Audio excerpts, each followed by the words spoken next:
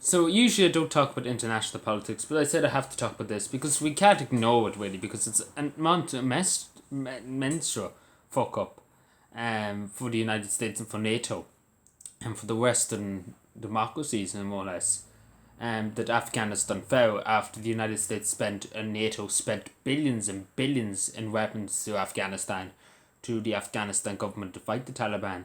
The amount of money that was spent um, to give to them and the amount of weapons and everything, and obviously they've seized ridiculous sum of United States weapons and NATO weapons from the provisional Afghanistan government, which is now collapsed and obviously redundant now.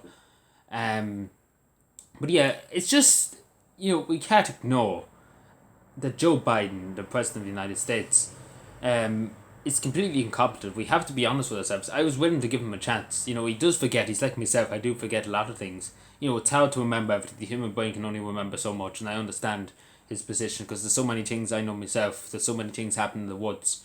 You have to try and remember everything at the top of your head. It's not easy. I will give him that. But in a position like that, you have to be able to remember very quickly about things. You have to know how to speak and things like that. And I would say straight that I would be good in the as president of the free world because that's really what you are as president of the United States. You're the commander in chief really of the free world. You're the person who's in charge of the free world. The arsenal of democracy, if that makes any sense. America, you couldn't get any more democracy than America. And obviously we've seen the trend of evacuating Kabul, and obviously they pulled out by now. This Tuesday they pulled out. But we've seen the suicide bomber that killed loads of Afghani civilians, and killed United States personnel and military personnel.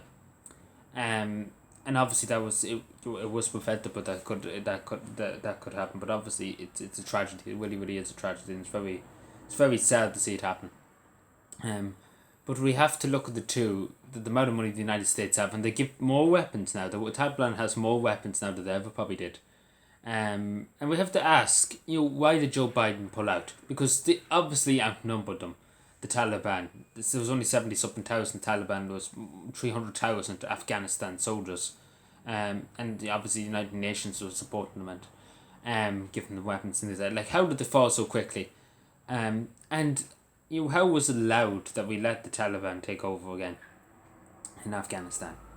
But again, it does. The one thing I have to say is the incompetence, because we have enemies, and that's the commies, the Weds, the Wed menace, and that's China. We have dangers in China, and China's always in danger on Taiwan, and other islands in the Pacific, and and obviously expanding, and we have to be, again, showing weakness. Again, this is what has shown the Western world here. It's kind of shown weakness that they ran away. And they really didn't finish off the fight. They just kind of ran away. And they did kind of run away. They were treated. They left the country and they ran away. Really just showing they have no backbone and no commitment to, restoring order in Afghanistan, getting rid of the Taliban. And obviously China's looking at that. China's not stupid to seeing that happen. And China's taking advantage of it. China would probably be best friends with the Taliban in a week's time. Because China would take advantage of it. Because obviously, they're the biggest threat. China and North Korea, they're the biggest threat to the Western democracies because they are communist regimes. And obviously we all know about communists, about just making the whole world communist, spreading it, I suppose that's what they're trying to do. But and it is a blow to the Western world because it shows weakness. It really, really does show weakness that it completely just collapsed in a week. I wouldn't mind if it was a month or two or even a year. I thought it'd last a year at most. But it collapsed in a week. Now, even I would say this straight, the Irish Army would do better. With no weapons, with barely any funding around that for guns. They would really, really do better. I do think if that was the Irish soldiers that we seen in Chancellorsville, they fought to the last bullet before they surrendered. They literally used every bullet that they had to kill as many of the enemies as they could before they surrendered. And they would have probably fought on to the bitter end if they had more ammo. If they probably would have, and I say they would have wouldn't have surrendered no matter what, only for they had to surrender, had no other things to fight with. And if that was the Irish Army in Afghanistan, they would fight and they would fight and they would die into the last bullet, because we all know we could tell by Jaffa's food. They were outnumbered, heavily outnumbered. Months heavily outnumbered. The Afghanistan government outnumbered the Taliban, I don't know, huge amount in weaponry, and even had an air force and everything like that. Like, my God. And in Jaffa's food was surrounded, and they were hopelessly surrounded everywhere. And there was only, how many? It was 100 and something, and there was nearly 4, 5,000, 6,000 African soldiers or something like that. Like, it was ridiculous. Some of soldiers around them. They killed 4,000, I think it was, or maybe 3,000, was there? I can't remember how many they killed, but they killed a huge amount of enemy soldiers. Inflicting heavy losses on them, and obviously maintaining their position, and never lost one Irish soldier in that fight. But again, it just goes to show you too that Joe Biden is very incompetent as the leader of the free world. And I do think we do need to look in and again either being impeached or something like that. Joe Biden needs to be, because it is because again he's the leader of the free world. America's really the only thing really that is a beacon of democracy and really just shines democracy and freedom and that's really what America is. It's all based on freedom and your rights and your liberties.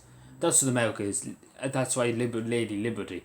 And obviously the United States anthem is from the War of 1812 gaining independence. And then obviously My Country This the V was the original national anthem for a while. It's all about liberty and freedom, and praising God our King. My Country is it's a great song. My Country is the D. It's based really off the United Kingdom's national anthem, but it really just shows everything that America stands for. It stands for God. It stands for liberty. It stands for humanity. And obviously America, it doesn't really show humanity now in just abandoning the country that they basically had an obligation to defend. And they just abandoned it and basically tried the years of work right down the drain in a week. And again, I wouldn't mind if they were never wet there. But they tried the years of work. And I know some people saying that we shouldn't have kind of westernized Afghanistan. They should have been had their own culture, whatever. But I think these things do happen. And obviously, women covered in head to toe, in gowns or whatever you were called. Obviously that changed in Afghanistan. Obviously with the Taliban, it's back. Obviously women. It's not like years ago in this country. Women should have a life. That's my opinion. I know some countries disagree with that, but women should have a life. They're entitled to a life. They're entitled to work. They're entitled to be educated. To be education again, it's about personal choice. That's what freedom's all about. And that's what America really stands for. Your freedom. You have freedom. You have liberty. You are your own person. You're obliged to nobody but God, and that's the only person you pledge allegiance to your country.